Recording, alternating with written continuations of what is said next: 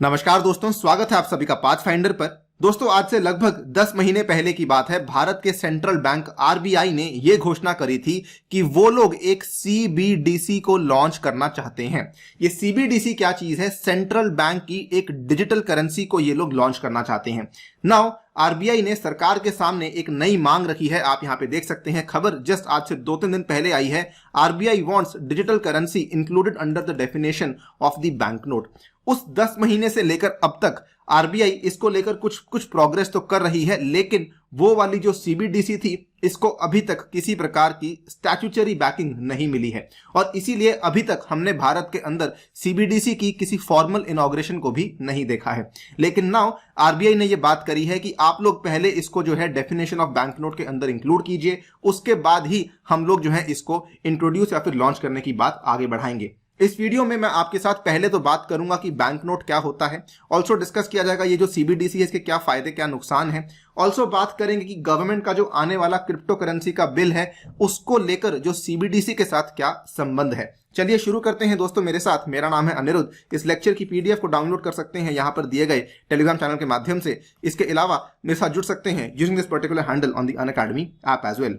आप यहाँ पे देख सकते हैं, यूनियन गवर्नमेंट ने हाल ही में इन्फॉर्म किया पार्लियामेंट को दैट उन्होंने उनको प्रपोजल सामने आया है फ्रॉम द आरबीआई कि आरबीआई का जो एक्ट है 1934 का, उसके अंदर एक संशोधन किया जाना चाहिए सो दैट बैंक नोट की जो परिभाषा है उसके दायरे को बढ़ाया जाए, सो दैट उसके अंदर हम लोग जो डिजिटल फॉर्म की करेंसी है उसको भी उस परिभाषा के अंतर्गत लाया जाएगा। बिफोर वी मूव फर्दर, पहले समझ लेते हैं बैंक नोट्स क्या होते हैं। इनका छोटा सा आपको हिस्ट्री भी बताना चाहूंगा। बैंक नोट जो हम आज की डेट में समझते हैं, यानी कि आपके जो जेब में पड़ा हुआ 10 रुपए का नोट, 20 रुपए का नोट, 50 रुपए का नोट, 100 रुपए का, 500 रुपए का, 2000 रुपए का नोट, ये सारे के सारे बैंक नोट्स माने जाते हैं। नाउ बैंक नोट्स की जो डेफिनेशन है ये क्या होती है? बेसिकली ये एक नेगोशिएबल प्रोमिसरी नोट है। इसका मतलब क्या है कि ये एक इस तरीके का नोट होता है जो कि कोई लाइसेंस अथॉरिटी के द्वारा बनाया जाता है। इसमें the bearer has to be paid on demand, यानी कि अगर आप आज 100 रुपए का बैंक नोट लेकर किसी दुकान में जाते हैं तो आप 100 रुपए की चीज खरीद सकते हैं, यानी कि आपको 100 रुपए की वैल्यू वहां पर मिलेगी। इसका जो इतिहास है थोड़ा अलग था। असल में आज से कई साल पहले की बात है। बैंक नोट जो है ये बेसिकली केवल कमर्शियल बैंक्स के द्वारा इशू किए जाते थे और वो वाले कमर्शियल बैंक्स जब इसको इशू करते थे वो उसी नोट को ले जाते थे किसके पास?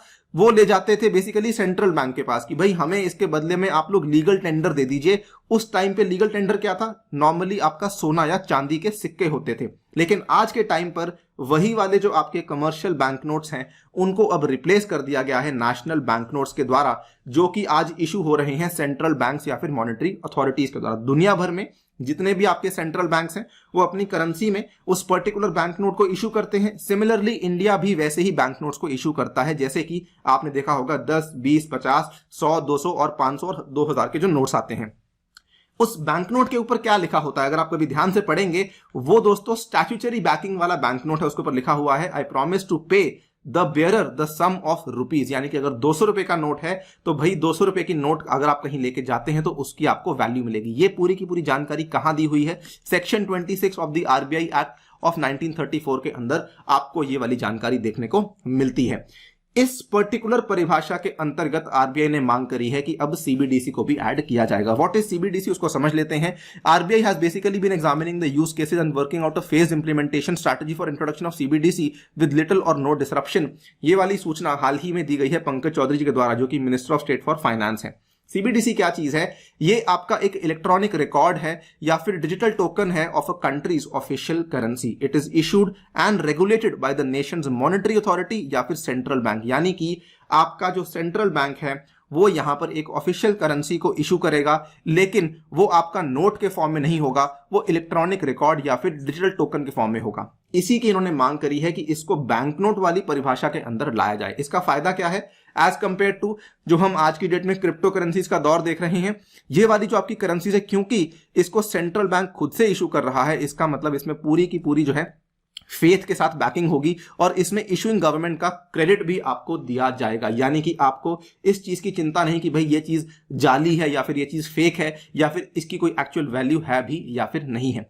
इस सीबीडीसी के कई सारे फायदे यहां बताए जा रहे हैं। ऐसा बोला जा रहा है कि आगे जाकर जो हमारी डिपेंडेंसी है कैश के ऊपर वो कम हो जाएगी, जो हमारी सेन्योरेज कॉस्ट होती है यानी कि जो हमारा बेसिकली नोट्स को बनाने का, सिक्कों को बनाने का कॉस्ट होता है वो भी यहाँ पर कम हो जाएगा, बिकॉज यहाँ पर ऑब्वियसली आप लोग कैश का इस्तेमाल नहीं करेंगे। और जो सेटलमेंट का रिस्क है वो भी यहाँ पर आपका कम हो सकता है, बिकॉज हम लोग डिजिटल करेंसी की तरफ मूव कर जाएंगे।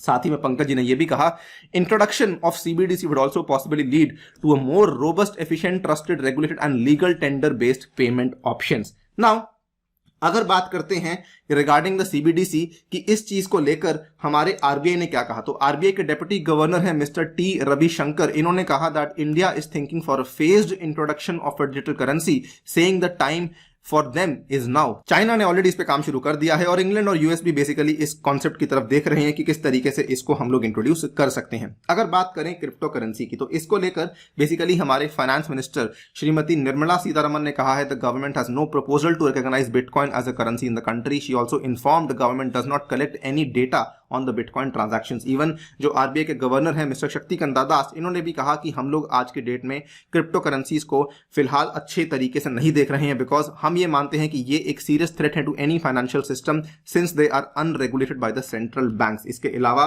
गवर्नमेंट ने अपना एक नया बिल पेश करने की बात करी है जिसको कि क्रिप्टो करेंसी बिल कहा जा रहा है, जिसमें कि ऐसा कॉन्टेम्पलेट किया गया है the government might seek to prohibit all the private cryptocurrencies barring a few exceptions.